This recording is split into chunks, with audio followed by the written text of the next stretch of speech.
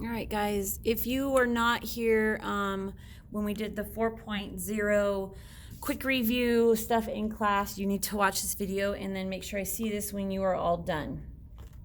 Okay, so this is just a review of 2.7 notes that we did like a month and a half, 2 months ago. All right, so what we're doing is we're graphing a linear equation in slope-intercept form.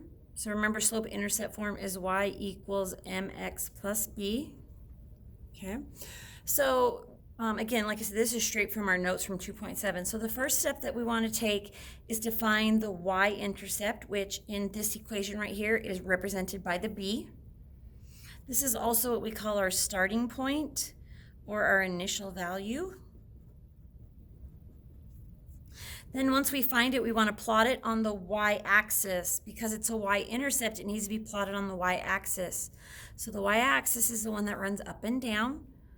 So if you look at this equation right here, b is this -1 right here at the end. Y equals mx plus b, but this is a negative b, so it's -1. So I'm going to go to my y-axis, find where it's a -1, and put a point. You need a point on the y-axis, the y-intercept. It must have a point there. Okay. Then once I've done that, I want to find slope, which is represented by the m in my equation. This is also what we call rate of change. Okay. If the slope is a negative, like ours is here. Remember, slope is the one attached to the x in the equation. See, m is attached to x. So in this case, this -1/2 is attached to our x. So it's a negative. If it's a negative slope, you want to put the negative with either the numerator or the denominator. One or the other. It doesn't go with both. You don't break up this negative and put one within one and one with the two. You pick one or the other. So I usually just pick the top one, just because of the way I say it. I say -1/2 or 1/2. But you could put it down with the 2 if you wanted. Okay, so let's talk about why it's important to have these negatives and what it means. So if you remember from 2.7, actually from probably 2.4 and on, I talked about how the slope is directions on how to get from your intercept to somewhere else on the graph. So if my slope is a positive, both numbers are positive, the top number is positive and the bottom number is positive, this tells me that I need to go up using the top number and right using the bottom number. Remember, the top number is either up or down. That doesn't tell me anything else other than up or down. And the bottom number is either left or right. Okay, so if they're both positive, I go up whatever the number is and right whatever the number is and put a point. Now, if for some reason I can't go up and to the right anymore, because maybe I'm way up here and I can't go up and to the right anymore, it's too high up, it goes off my grid. Two positives is also the same as having them both negative. Okay, these are equal to each other. These both represent positive slopes. I know that there are two negatives here, but remember, a negative divided by a negative makes a positive. So these represent positive slopes right here. Okay, so if I can't go up and to the right anymore, I can change both numbers to a negative and instead go down and to the left. It's still going to create the same exact line that going up and to the right would do. It's just that I can keep myself on my coordinate plane by changing the directions if I need to. Okay, now the other one, kind of what the one we've got going on here, is when it's a negative slope. Okay, these right here are going to represent negative slopes. Oops, I didn't mean to write negative there. I wrote the negative symbol and I was going to write, so these are negative slopes. Okay, these are also equal to each other. So the first one we're going to talk about is what we've got written here. It's when my top number is negative and my bottom number is positive. Okay, so when it's negative, it means to go down. And when it's positive on the bottom, it means to go right. So in the case of this one, like I've got here, from my y-intercept, so starting at my y-intercept, I'm going to go down 1 and right 2 and make a point. Down 1, right 2, make a point. Down 1, right 2, make another point. And I could keep going if I wanted, but really all I need is 3 points, okay? The y-intercept and 2 more should be plenty to create a nice straight even line.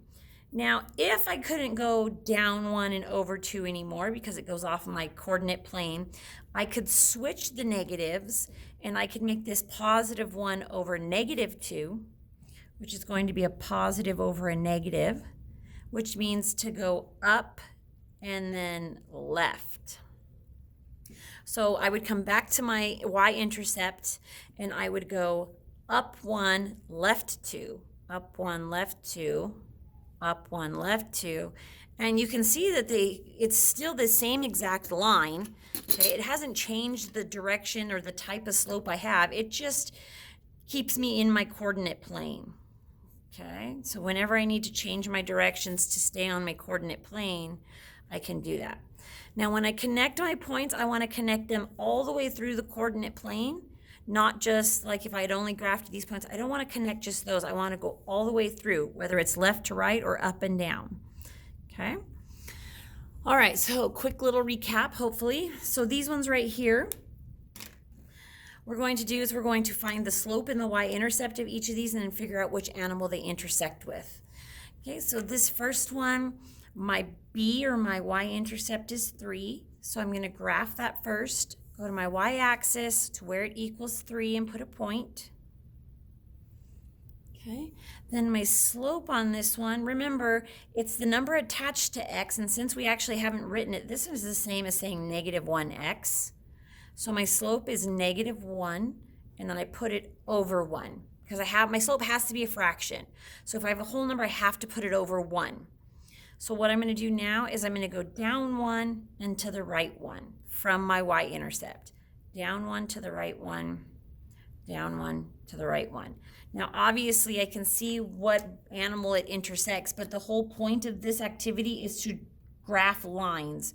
So I need you to actually connect the points every time, even if you already know what animal it's going to intersect with. Okay, so this one intersects with this duck right here, or whatever that is. All right, the next one. My b or my y-intercept is negative 3, so b equals negative 3. So I'm going to go my y-axis where it equals negative 3 and put a point. Then my slope is negative 3, and I have to put that over 1.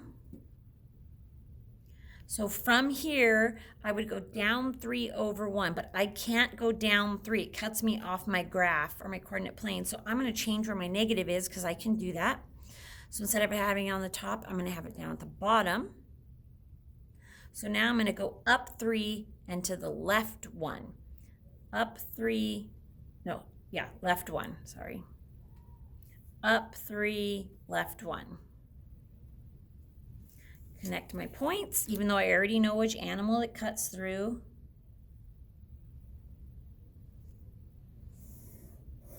Oops, that one was kind of off. And that cuts through the lizard.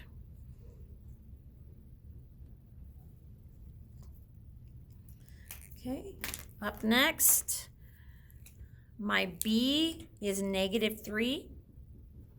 So I already have a point there from my last one that I did. And my slope is 1/4. So I go up 1 over 4. Up 1 over 4. 1, 2, 3, 4.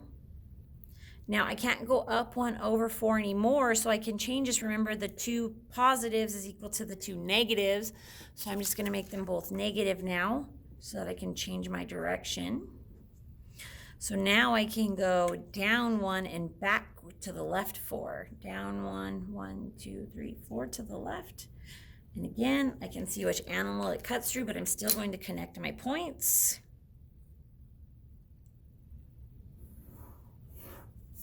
Okay, so that connects to the koala.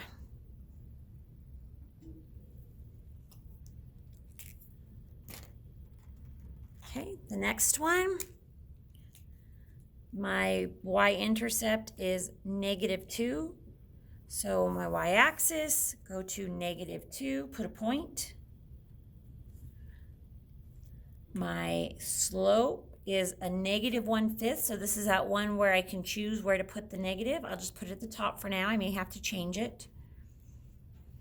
So from -2, I go down 1, right 5. Down 1 to the right 5. And actually, I can already see where that's going to intersect. But I can't go down 1 to the right 5 anymore. And if I didn't know that it already connected to the cat, I would have to change that and move my negative down to the bottom. So I'd have a +1 over a -5. So that would tell me to go up 1 and left 5. Connect my points, even though I already know what animal it intersects.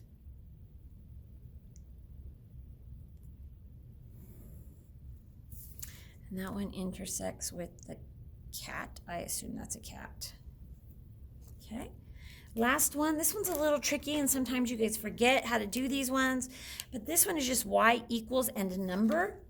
Okay, so when it's just y equals a number with no x or anything with it, this is a horizontal line.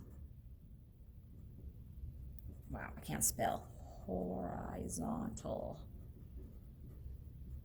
And a horizontal line runs left to right like that.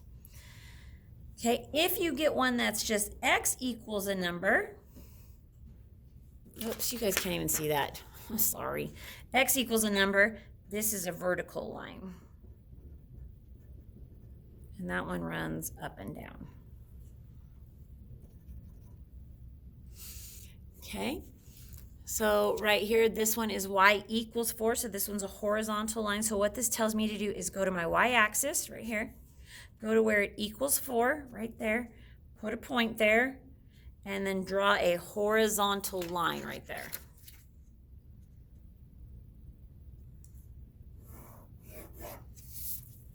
And that one intersects, I think that's a ram, or I don't know. And geez, I'm like out of room here. Okay. All right. Now, one thing I want to mention to you guys before you flip it over and do the next thing. On the back side over here, it talks about where two different lines intersect. So let's say I want to know where the ram and the, is that a duck, a bird? The ram and the bird line intersect. Where do they meet at? Okay, so what I would do is I would find the ram line, it's right there, and here's the bird line, and you can see they intersect right here at that point. And I would want to write this as an ordered pair. So it would be the point -1, 4. Okay? All right. On the back, I want to caution you about a couple of these. You're going to do these 3, 4, 5, 6 on your own. You're going to tell me what animal they are. And then you're going to tell me what ordered pairs these 3 intersect at. Okay, so one thing I want to caution you on, this is an x equals a number. So this one is what I was talking about here. Okay, so you're going to go to your x-axis where it equals -2 and create a vertical line, which is up and down at that point. This one is the y equals a number. You're going to go to your y-axis, find where it equals -4, and make a horizontal line. This one is not one of these. Look at this one has an x with it. This is still a sloped line. Remember, this is a proportional equation. It's got the +0 at the end that we just don't write. So this one's y-intercept is 0. Okay. When you're all done with this, make sure I see it so that you can get some credit, so that you can get credit for it, and make sure you understand it. Thanks, guys.